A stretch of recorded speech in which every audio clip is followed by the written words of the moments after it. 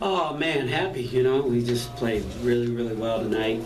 Defensively, I thought we were phenomenal in the first half, and again, we slipped a little bit in the second half, but I thought we did a really good job on Julian, who's always a focus for us. He's such a great player. He requires our whole team's attention, and in doing so, sometimes other guys get going a little bit, and I think. Cedric was a recipient tonight with 21 and 10, had some really good numbers. But I'd much rather have it that way and get the W. I think it kept them out of rhythm a little bit. But Tim, I have these guys playing great. I'm not worried about that at all. So that makes it even more rewarding. It's one thing to sweep your rival, but when you feel like your rival has some good pieces and they're going to have a good season, it helps even more. How much did Moore not being able to play change your game? He didn't play? I'm I'm sorry. I'm happy. I'm sorry. Yeah. Okay. You know what? It didn't change it at all. We just were going to guard him, the way according to the scouting report. And when he's not on the floor, we didn't guard him. You can't get caught up in that stuff. When we lost to Western Michigan the first game of the season, their best player, who we had been talking about as their heart and the soul of the team, and as a 6'9" kid that can do it all, 6'10", and we found out right before the game that he wasn't playing, and I think it became an issue, and the guys kind of maybe dropped their guard a little bit. So I think it's better if you just don't worry about anything and just go out and do you, and that's what our guys did. So you got to tip your hats off to my guys defensively. I just thought their effort was off the charts tonight. Coach Weir, who is in charge of the defense, did a phenomenal job of kind of orchestrating, what we were in and when we needed to be in it and things like that. So when they changed their lineup right from the beginning of the game, we had something set to do, and then we saw their lineup and they went with the size, and we were like, oh, okay, well, maybe we got to start in zone then. And so we went to full court press, and all of that was a last minute decision based on, the personnel that they had.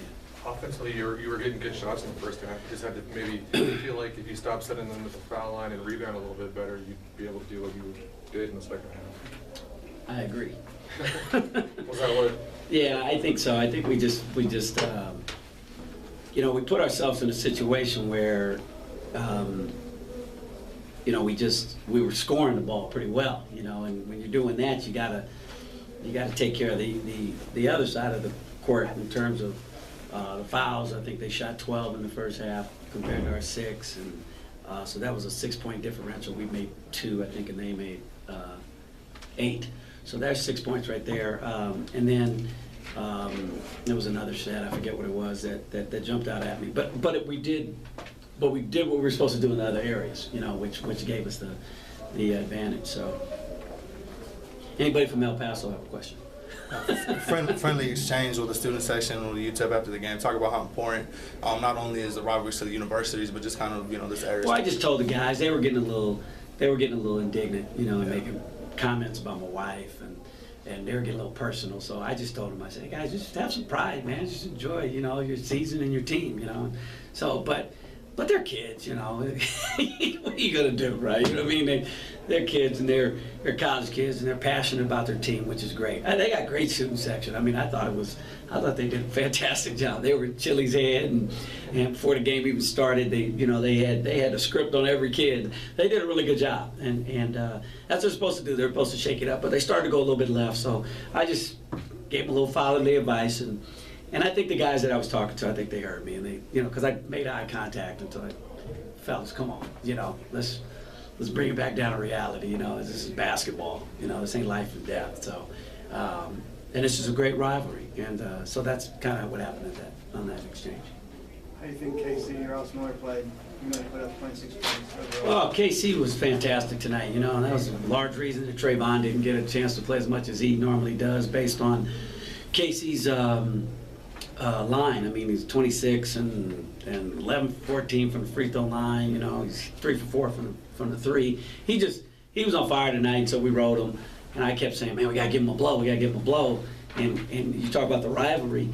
every time I said, hey man, you need a quick one, I said, you can call a timeout if you need one, because I wanted to keep him on the floor, and he was like, no, I'm good, coach, I'm good. And that's that adrenaline, I said, the passion of the rivalry is amazing. So so we're happy to obviously very happy to be able to come away with that. But a lot of season left, and I'm sure the Miners will have a good year. So I just, if I could say anything as a head coach in the region that understand, because I've been in Tim's shoes before. I've lost, twice to UTEP before, and I've also went to the tournament that year too.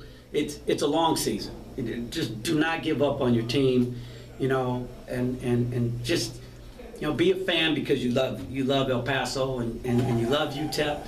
And when they lose, hey, you win together, you lose together. So continue to support your team and do a good job of that, because that arena was jumping tonight, and it was well represented. There were orange in the crowd, and there was a little crimson trickled in tonight that I saw that I hadn't seen in recent years. So that was nice.